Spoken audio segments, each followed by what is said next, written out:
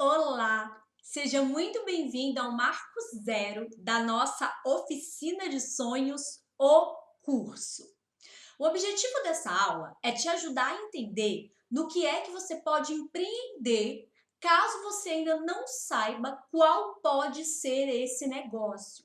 Ou seja, antes da gente entrar no assunto empreendedorismo, é muito importante que você avalie se esse seu projeto, se esse seu sonho empreendedor está de fato alinhado com os principais valores, talentos, paixões e objetivos que você tem na vida. Para que esse negócio realmente faça sentido para você e para todas as pessoas que podem se beneficiar dele. É muito comum que eu receba perguntas do tipo: mas Ana, eu quero empreender. Mas como descobrir verdadeiramente o que eu amo fazer para começar a criar um negócio que ao mesmo tempo seja fonte de renda e de vida? Eu quero empreender, eu quero ter o meu próprio negócio, eu quero ter mais liberdade, mais criatividade, eu quero ser dono do meu próprio tempo, ter mais autonomia, não me limitar tanto geograficamente para trabalhar com mais propósito, com mais sentido, com mais alegria, com mais verdade, mas ao mesmo tempo eu não sei o que eu gosto de fazer. Eu não sei por onde começar. Eu estou me sentindo completamente perdido mesmo. Eu quero fazer o que eu amo, mas o que eu amo fazer? Se você se reconheceu nessa situação, essa aula vai te ajudar a gerar a clareza que você precisa para efetivamente começar a fazer algo que tenha a sua cara e que esteja realmente alinhado com aquilo que você busca na sua vida. Agora, se você já sabe que negócio é esse, com o que você quer empreender, o que você realmente ama fazer, você tem a opção de já partir para a próxima aula ou de assistir a essa aula mesmo assim, só para dar um check ali nas suas percepções. Pode ser? Será que você realmente ama aquilo que você diz que você ama, a ponto de querer trabalhar com aquilo? Porque aqui está um ponto bastante importante. Nem todas as coisas que a gente ama vão virar o nosso trabalho de todo dia. Até porque há coisas que a gente só ama fazer justamente porque a gente não tem aquela obrigação toda que envolve um trabalho, com prazos, compromissos, metas, contratos, tarefas, obrigações e uma porção de outras coisas que envolve sim o mundo do trabalho, mesmo quando esse trabalho é um trabalho que você realmente ama, que te gera muita satisfação na sua vida. Há paixões, então, que podem ficar restritas à nossa vida pessoal e que não necessariamente têm que ser colocadas no rol das nossas atividades de obrigação, de trabalho, das nossas obrigações profissionais do dia a dia. Às vezes eu gosto muito de cozinhar, de receber pessoas na minha casa, de fazer um jantar para elas, de testar receitas, de postar fotos das minhas criações, assistir a programas de culinária e tudo mais. Mas de repente o meu prazer está em justamente fazer da culinária um hobby, algo que eu faço quando eu quero, quando eu tenho vontade, do jeito que eu quero, para quem eu quero também. Então, será que esse cozinhar, se essa culinária virasse uma obrigação profissional, com prazos, contratos, parceiros, cobranças, pedidos que eu tenho que atender, clientes chatos de repente com quem eu tenho que lidar, será que a culinária para mim teria o mesmo prazer, me traria a mesma alegria? Pode ser que sim, mas também pode ser que não, concorda comigo? Que a culinária só faça sentido para mim justamente porque não é uma obrigação profissional que eu tenho, entende? Então, esse é um primeiro ponto que a gente precisa avaliar. Nem todas as nossas paixões precisam entrar na equação da nossa profissão, do nosso negócio empreendedor. Mas primeiro, a gente precisa também entender quais são as nossas paixões. Como geralmente começar pelo que gosta é mais difícil do que começar pelo que não gosta, o primeiro passo da nossa busca vai ser justamente esse. A gente vai começar a mapear o que a gente não gosta de fazer. E isso tem muito mais a ver com a sua entrega, com você gostar daquilo que você faz, com você querer sempre crescer, sempre aprender mais, sempre evoluir, porque você verdadeiramente gosta daquilo, do que você está fazendo, do que com o dinheiro em si. O dinheiro vai ser sempre uma consequência de um trabalho muito bem feito. E para a gente fazer uma coisa bem feita, com consistência, a gente precisa realmente gostar daquilo que a gente faz, ok? Então, depois de mapear aquilo que você não gosta de fazer, aquilo que você não faria de jeito nenhum, é hora do nosso segundo passo.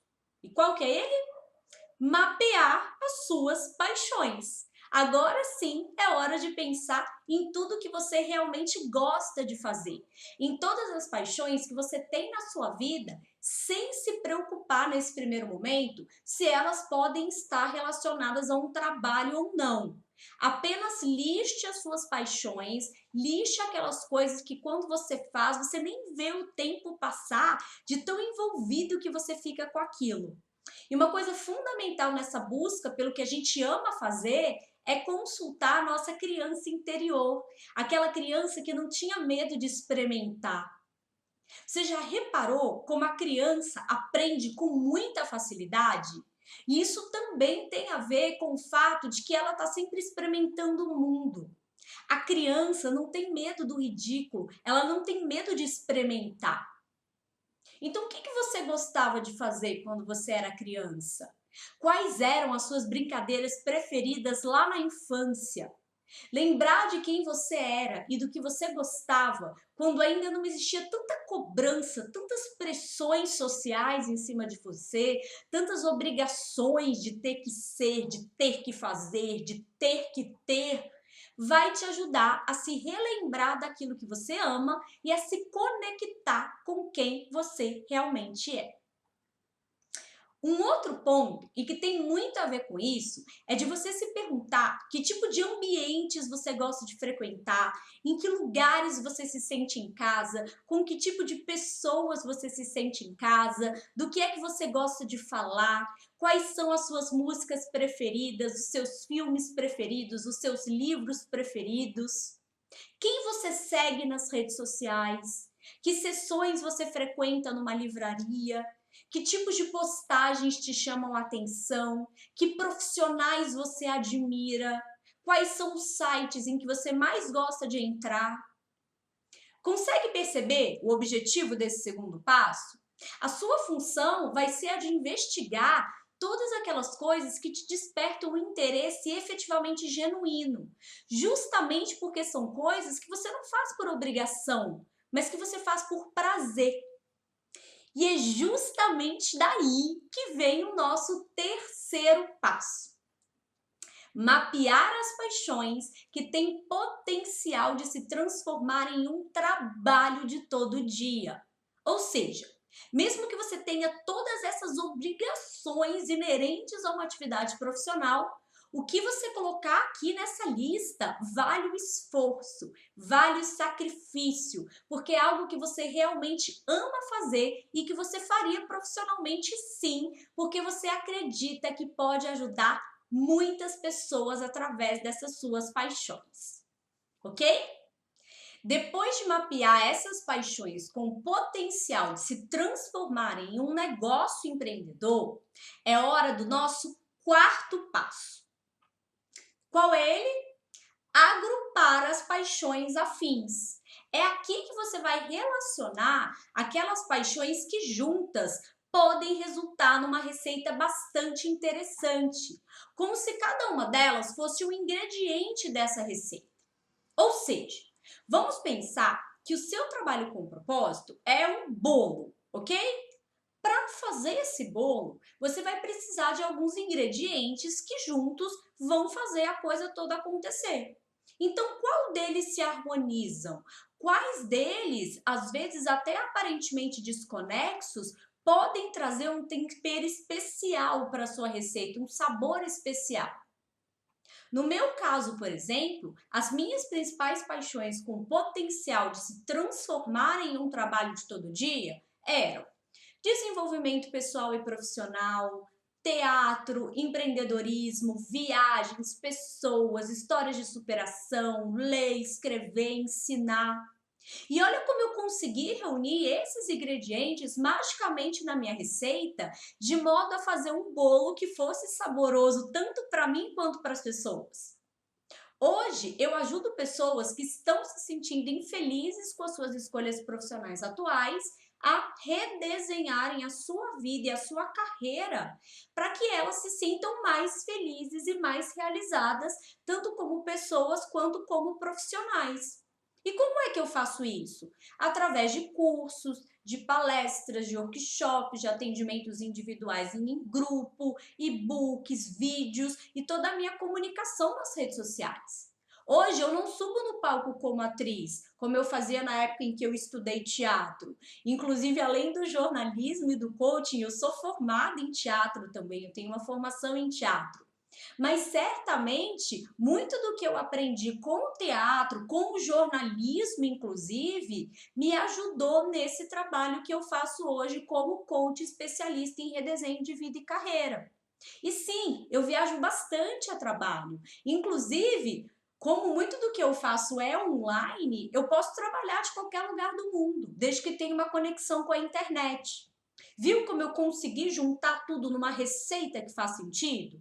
Então, pega o que eu falei sobre o que eu faço e sobre como eu consegui reunir as minhas paixões com o potencial de se transformar em um negócio empreendedor, porque isso também vai te ajudar demais no nosso quinto passo. E qual é esse quinto passo? Investigar a sua história. Muitos negócios empreendedores surgem a partir da própria história do empreendedor. No meu caso, eu digo que eu sou o meu cliente transformado, ou seja, eu já passei por tudo que o meu cliente está passando e ainda vai passar. E foi através da minha experiência de vida, da minha história, que começou ali com as aulas que eu dava para minha avó quando eu era criança. Eu gostava de brincar de escolinha com a minha avó. A gente brincava muito, eu passava dever de casa, tarefa para ela. E aí passou pelos vários trancamentos de faculdade também, de mudanças de curso, idas e vindas no jornalismo, até a minha insatisfação profissional no mundo corporativo, pedido de demissão para empreender por conta própria. Foi nessa história toda que eu descobri o que eu realmente queria fazer, quem eu queria ajudar e com que propósito eu queria ajudar. E aí eu fui pensando no como eu iria ajudar.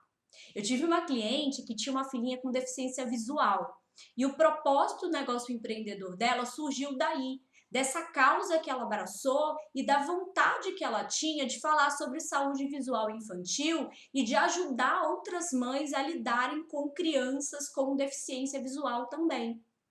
Então, consegue perceber, também no caso da minha cliente, como é que a história dela está conectada? A ideia de negócio está relacionada com a história da vida dela, de alguma maneira. Muitas mães começam a empreender, inclusive, porque depois que foram mães, elas também mudaram como pessoas, elas mudaram como profissionais, elas mudaram como mulheres. E se antes estava tudo bem passar horas e horas dentro de um escritório, com a maternidade, elas passaram a sentir a necessidade de ter mais tempo de qualidade com os filhos dela, de mudarem a rotina. E aí começaram a pensar a estruturação dos seus negócios a partir daí. Como exemplo de uma pessoa que eu admiro muito nesse mundo empreendedor e que começou a empreender justamente depois que foi mãe, ajudando outras mães a criarem os seus negócios também, eu gosto de citar a minha amiga Melodia Moreno, criadora da Academia de Mães Empreendedoras. A criação do negócio da Mel, um negócio inclusive que já faturou 7 dígitos, teve conexão total com a história dela, desde a mudança dela para os Estados Unidos até a primeira gravidez. Então, o que eu te proponho é que você investigue a sua história e tente encontrar na sua história algumas pistas que podem te ajudar a chegar na sua ideia de negócio. E daí, uma vez que você começar a entender realmente o que te chama, o que realmente te interessa, do que você geralmente gosta de fazer e que realmente gostaria de fazer, é hora de pensar nos seus talentos. E esse é o nosso sexto passo: mapear os seus talentos. Uma coisa é a gente gostar de fazer. Outra coisa muito diferente é a gente realmente ter talento para fazer, concorda? Será que os nossos talentos se cruzam de fato com as nossas paixões? Ou como é que você pode desenvolver ou lapidar esses talentos caso você realmente tenha identificado algo que faz os seus olhos brilharem? Se você realmente gosta de alguma coisa e se você realmente se compromete a fazer essa coisa da melhor maneira que você puder, experimentando, aprendendo, evoluindo, querendo melhorar cada vez mais, querendo fazer cada vez mais, você encontrou o seu caminho. Mesmo que você ainda não tenha todos os talentos e competências necessários para fazer aquilo que você quer.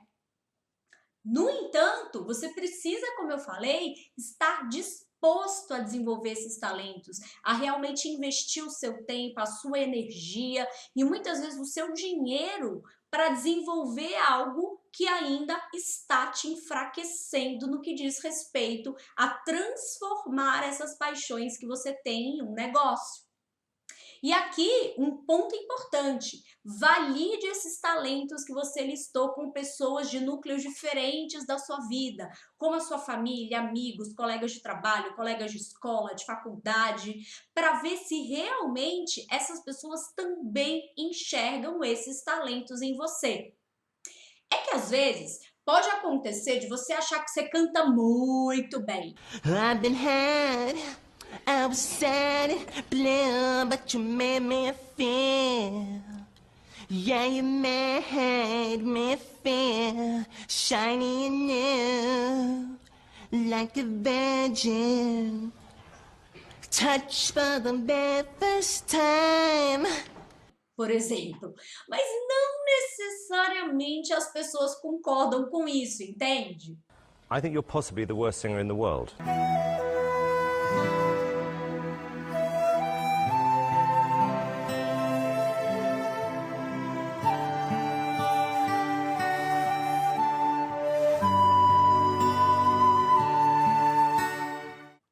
E às vezes pode ser que você nem tenha consciência de que você tem determinado talento, mas as pessoas acabam te mostrando isso. Exatamente por esses motivos, esse exercício é muito importante. Depois de mapear os seus talentos, pergunte para pessoas de núcleos diferentes da sua vida quais são os principais talentos que elas enxergam em você, no que elas acham que você é bom, no que elas te pedem ou te pediriam ajuda para fazer. Feito esse exercício, é hora de avaliar o nosso sétimo passo, que é justamente o de verificar demanda. E o que eu quero dizer com isso? É que não basta você gostar muito de fazer uma coisa e saber fazer essa coisa com maestria. As pessoas também têm que enxergar valor naquilo que você faz. Ou seja, será que as pessoas realmente precisam do que você quer fazer? Será que as pessoas realmente te pagariam por esse tipo de ajuda? Uma estratégia importante aqui é a boa e velha pesquisa. Pesquise de fato se há demanda ou se pode existir demanda para o que você quer oferecer. Estude, avalie, analise, pergunte para as pessoas, porque não basta só querer fazer. Tem que existir necessidade das pessoas por esse tipo de serviço também. Consegue entender a diferença? Bom, agora que eu te expliquei por onde você pode começar essa sua investigação sobre o que você ama fazer e tem potencial de se transformar em negócio, eu quero te apresentar um conceito bastante interessante que vai te ajudar a visualizar melhor como é que tudo isso se conecta na prática, que é o Ikigai. Vamos lá? O Ikigai é uma palavra japonesa que significa razão de viver ou força motriz para viver. É o motivo que faz você acordar todos os dias. O conceito vem de Okinawa, um grupo de ilhas do sul do Japão com uma população de moradores centenários bem acima da expectativa média. Muitos acreditam que o Ikigai é o segredo da sua longevidade. O Ikigai é composto por 4 círculos que se sobrepõem. O que eu amo fazer, o que eu posso fazer bem, o que eu posso ser pago para fazer e o que o mundo precisa. Ao centro, onde há a interseção principal, está o próprio Ikigai. Quando o trabalho é motivado por um propósito pessoal e há alinhamento entre os seus valores individuais e os valores do seu negócio, você fica mais satisfeito, mais produtivo, o que beneficia todo mundo. Ficou mais fácil entender que negócio empreendedor você pode criar? Então, bora para a próxima aula em que eu vou te introduzir a esse mundo incrivelmente desafiador e nada confortável que é o mundo do empreendedorismo. Eu te vejo então na nossa próxima aula.